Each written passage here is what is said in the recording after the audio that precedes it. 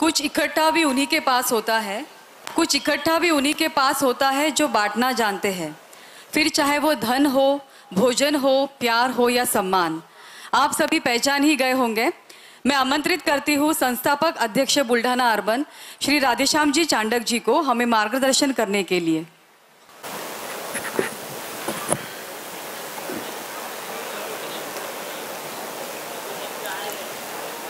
सम्मानीय मंच, उपस्थित समाज के प्रतिष्ठित भाइयों और बहनों, मातृशक्ति,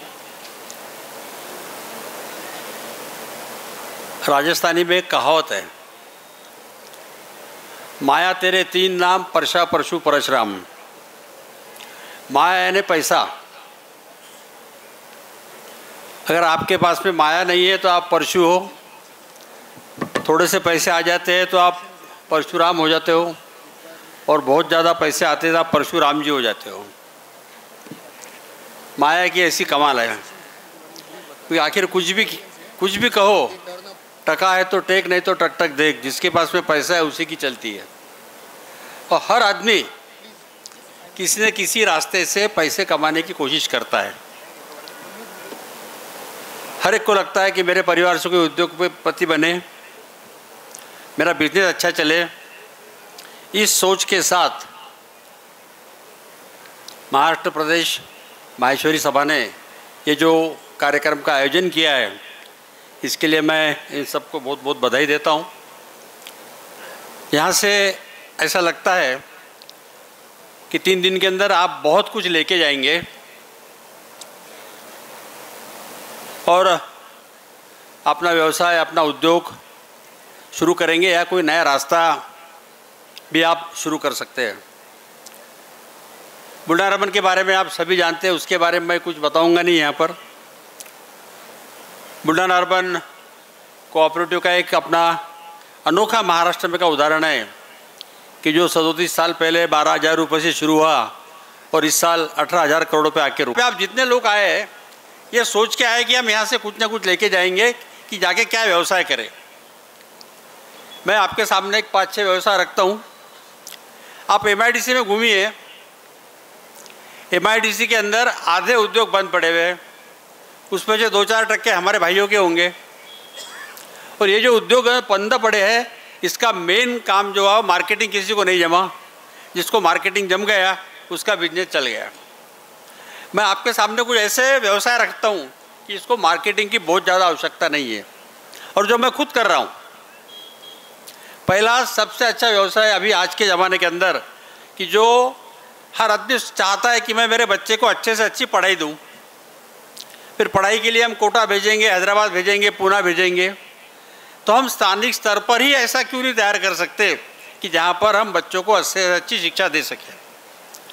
आप में से जो लोग चाहते हैं, आप आपके गांव में इंग्लिश मीडियम की अच्छी से अच्छी स्कूल खोलिए। इसको मार्केटिंग की कोई बहुत ज़्यादा आवश्यकता नहीं है, और ये ऐसा बिजनेस है कि इसमें 100% लॉस है ही नहीं। आपकी बिल्डिंग तो खड़ी है, आपका फर्नीचर है, स्कूल को बहुत ज़्यादा मार्केटिंग करने की आवश्यकता नहीं है। 1-2 साल अगर 10वीं का रिजल्ट बाहर आता है, अपनी स्कूल अपने आप चलने लगती है। 2001 के अंदर 90 बच्चों के अंदर हमने एक स्कूल शुरू किया था। आज हमारी 22 स्कूल है और 30,000 बच्चे हैं। 16 साल के अंदर मैट्रिक के अंदर एक भी बच्चा नापास हुआ नहीं।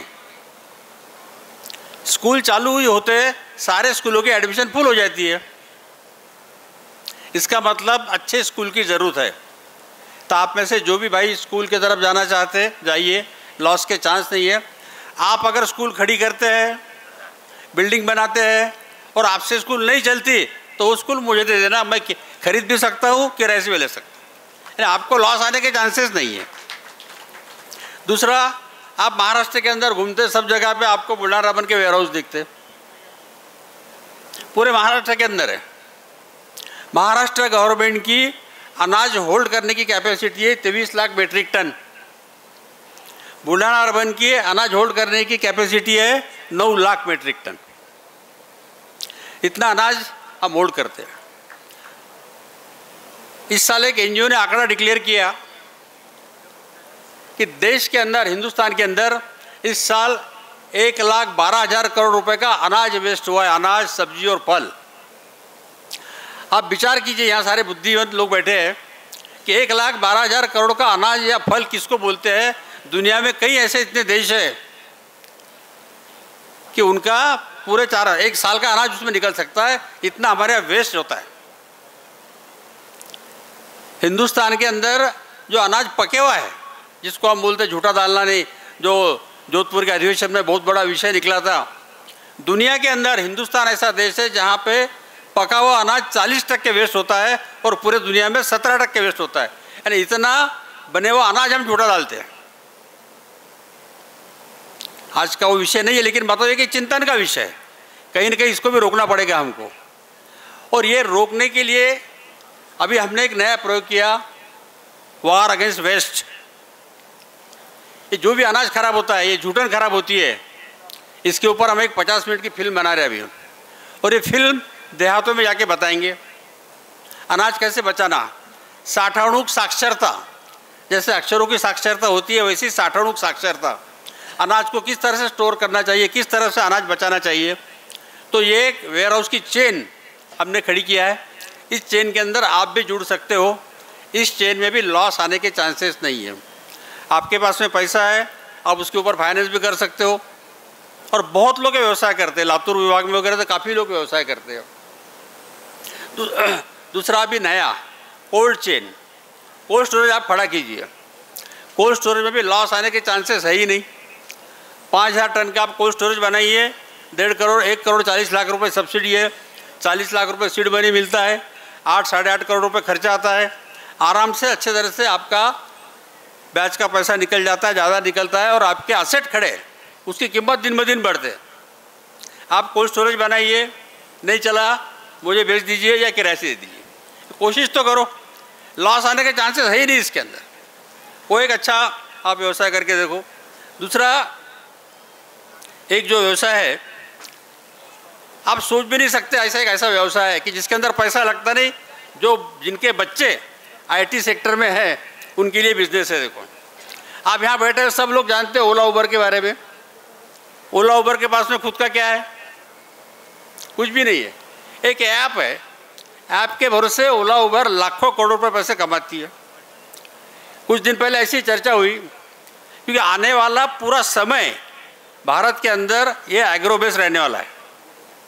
कोई कुछ भी समझे, जो एग्रो बेस में आज से जाएगा वही तरक्की करेगा, उसको कभी लॉस जाने के चांसेस नहीं है। आपको मालूम है कि आज़ादी मिलने के बाद में पिछले साल और इस साल हम दुनिया के अनाज के सबसे बड़े एक्सपोर्टर रहे, दुनिया के। इस साल हमने शक्कर, बासमती चावल और गेहूं दुनिया में सबसे ज़्यादा एक्सपोर्ट किया है हमने। और इस बार हम सब्जी में, फ्रूट में भी और फ्लावर में भी काफ़ी आगे गए हैं, यानी काफ़ी हम तरक्की कर रहे हैं। समृद्धि हाईवे बन रहा है, समृद्धि हाईवे के माध्यम से हम बहुत कुछ कर सकते हैं। समृद्धि हाईवे के ऊपर पास में वैजापुर, देवलगा राजा के पास में सावरगांव और सिंदखेड़ राजा, यहाँ 3 स्मार्ट सिटी बन रही है। ये स्मार्ट सिटी के अंदर अब आज से एंट्री, 60 साल के लीज पर ये ज़मीन मिलती है। मैं ये ज़मीन कैसे लेना, क्या कर सकते हैं, इसका एक PDF फाइल है, मैं आयोजकों के पास में देके जाता हूँ। एक 25 पेज का पूरा परिपत्र है गवर्नमेंट का। आप यहाँ पर ज़मीन ले सकते हैं 60 साल के लीज पर, नाम मात्र रेट के ऊपर। इसके अंदर वेटिंग पीरियड है, साल 2 साल 3 साल का वेटिंग पीरियड है, लेकिन आगे क्रांति ही क्रांति है। आपका शाम को 6 बजे तक शाम के खेत में निकले हुआ माल सवेरे 4 बजे फ्लाइट में जा सकता है, दुबई जा सकता है, वाशी मार्केट जा सकता है, कहीं भी जा सकता है। तो मैं जो शुरू में बात शुरू की थी ओला उबर की, अभी आने वाला जो समय खेती का है, ओला उबर जैसा आप एक ऐप बनाइए और किसान भाई को अगर ट्रैक्टर लगता है, सोइंग मशीन लगती है, ड्रोन से उसको कोई फवारनी करने के खेत के अंदर कई चीज़ें लगती है, क्योंकि अभी लेबर मिलने वाले नहीं है। दुनिया में पाश्चात्य देश में कहीं भी लेबर से खेती होती नहीं है, सारी खेती मशीन से होती है। वही सब अभी हमारा आ गया। तो इस ऐप के माध्यम से वो जैसे ही हम ओला उबर को कॉल करते हैं वैसे वो ट्रैक्टर बुला सकता है, वैसा वो ड्रोन बुला सकता है। ये कंसेप्ट आपको नया तैयार करना पड़ेगा, इसकी आज ज़रूरत है। और जो भी करेगा आप देखिए इसमें बहुत बड़ा फ्यूचर है इसके अंदर। ये अभी तक किसी ने सोचा भी नहीं होगा। तो जो भी भाई साहब यहाँ IT सेक्टर के अंदर है वो इसके अंदर निश्चित जाइए। और सबसे बड़ी मैं महासभा से विनती करूँगा कि आप एक माहेश्वरी लोगों का YouTube चैनल बनाइए कि इस YouTube चैनल के ऊपर माहेश्वरी बच्चे जो भी अच्छा काम करते हैं, कुछ बच्चे तो इतना काम कर रहे हैं सोच के बाहर, इनकी सक्सेस स्टोरी सुनाइए। एक मैं बता दूं, सामने जितने लोग बैठे हैं ना, इसमें से आधे लोगों के ऊपर आधे घंटे का एपिसोड बन सकता है अच्छा। इनकी सक्सेस स्टोरी अगर समाज के बच्चों के सामने रखो, कई बच्चे तैयार होंगे। मुझे मराठवाड़े का घूमता हूँ ज़्यादा तो मुझे मालूम नहीं, लेकिन मैंने 2 बहुत अच्छी सक्सेस स्टोरियाँ मराठवाड़ा के अंदर देखा। इतने मेहनत से, इतने जीरो से उन्होंने बिजनेस बनाया उनका, आज उनका बिजनेस 1 नंबर का है। एक है शायद झरी के मुंदड़ा जी, जिनके गरम मसाले, इतना सुंदर कारखाना है और इतनी नई टेक्नोलॉजी लाया है उन्होंने, और उनके मसाले भी बहुत अच्छे। दूसरे हमारे सेलू के बायती जी, जिनकी कोहिनूर रस्सी आती है। सेलू जैसे छोटे से गांव के अंदर 600 लोग काम करते हैं, इतनी अच्छी रस्सी बनाती है जो पूरी रस्सी एक्सपोर्ट होती है उनकी। कोई सोच भी नहीं सकता इतने छोटे से गांव में कितने लोगों को मालूम है। मुझे तो समझा और भी कोई होंगे, और भी भाई साहब कुछ होंगे, मुझे याद नहीं।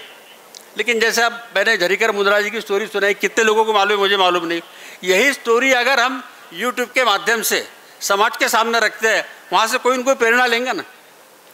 मैं विदर्भ के अंदर कई लोगों को पूछा कि भाई आप सेल वाले बायती को जानते क्या? नहीं भाई मालूम नहीं, कुछ सुना ही नहीं कभी। आपने झरीकर मसाले के बारे में सुना क्या? किसी को मालूम ही नहीं है।